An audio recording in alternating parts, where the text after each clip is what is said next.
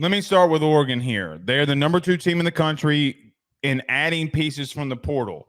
You know, you forget about Evan Stewart, Joe. It's funny. We had this conversation when we talked about their spring game. You somewhat forget that Evan Stewart transferred there. Yeah.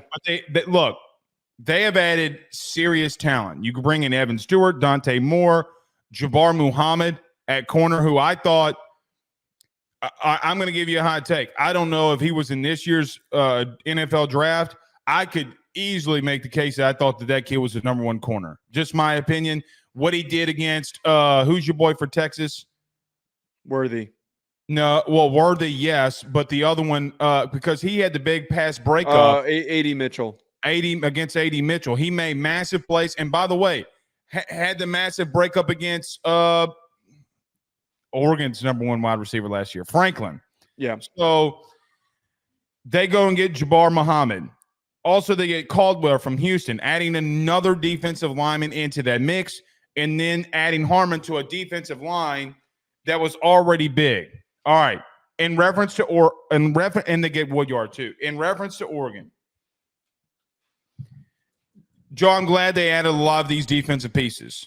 Defense does win championships. Just ask Michigan, just ask Georgia. I still, though, and I know that there wasn't probably an offensive lineman that they could have gone and got in the spring portal. I still have issues in that interior of that offensive line. Oh, well, Blake, their D-line is real good. Our D-line is really good. Joe, you're going to face, if you're Oregon, you're going to face really good defensive lines. Florida State had issues in the interior of their offensive line, and look how far that they got. It's a completely different beast, though, being in the ACC versus being in the Big Ten. My point is that nobody has a perfect roster. True, but it's still a concern. Okay, Joe, they're going to face Michigan and Ohio State, correct? Yeah, they will. Okay, so you're legitimately, which could be your 2 losses, because of that one position.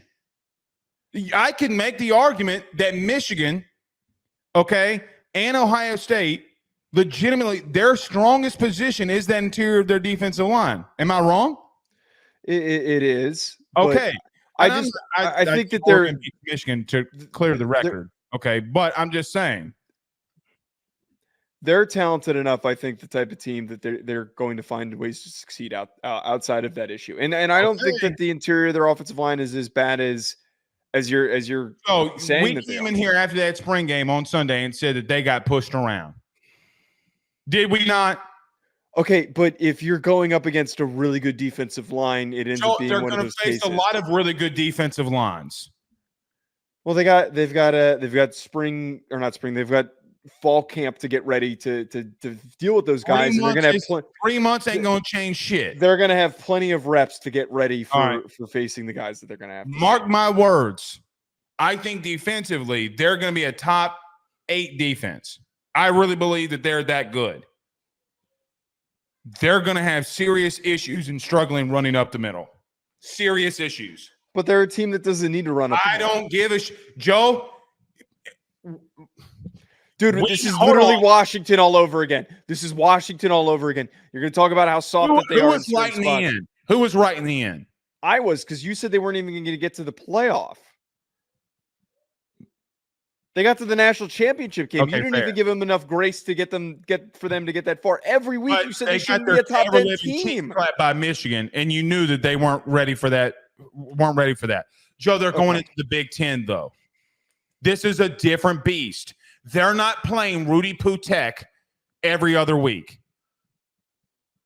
All right. I think that this portal haul. Joe, they're not built offensively to beat Ohio State right now. I'm sorry. They're not.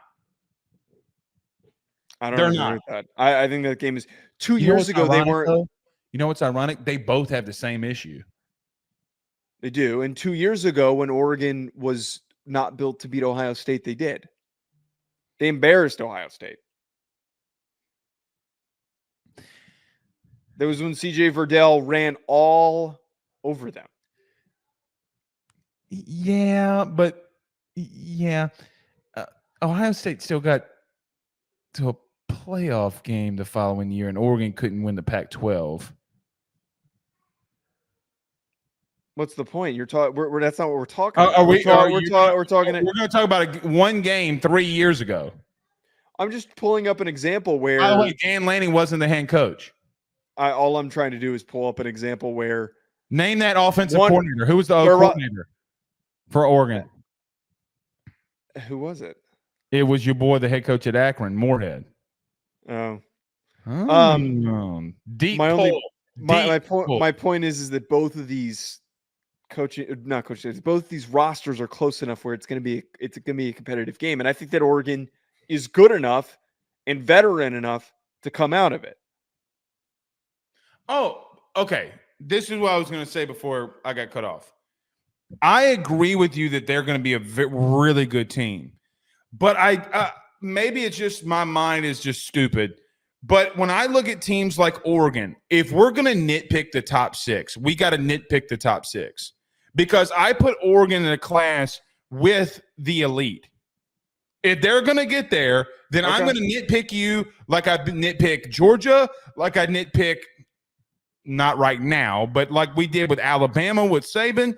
Joe, I do think when you put a team like that, you got – and look, we talked about the interior offensive line at Florida State.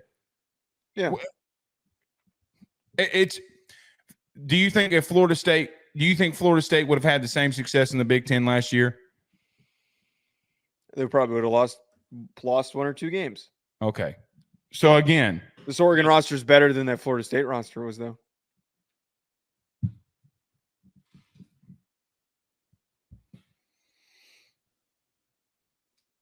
I need to think on that. I don't want to say that you're wrong, but I also don't want to say that you're right. I would need to think on that. Okay, but boy, Florida State fans already hate us already. For no reason, man. God forbid we're realistic. Yes, indeed. All right. BetOnline remains your top spot for all of your live betting action and contests. NFL, college football, UFC, NHL are all in full swing. BetOnline is your #1 source for wagering news, odds, trends, and predictions with both desktop and mobile access at any time. Head to BetOnline today and use promo code BELIEVE, that's BLEAV, for 50% off your first deposit. That is a 50% welcome bonus. BetOnline, where the game starts.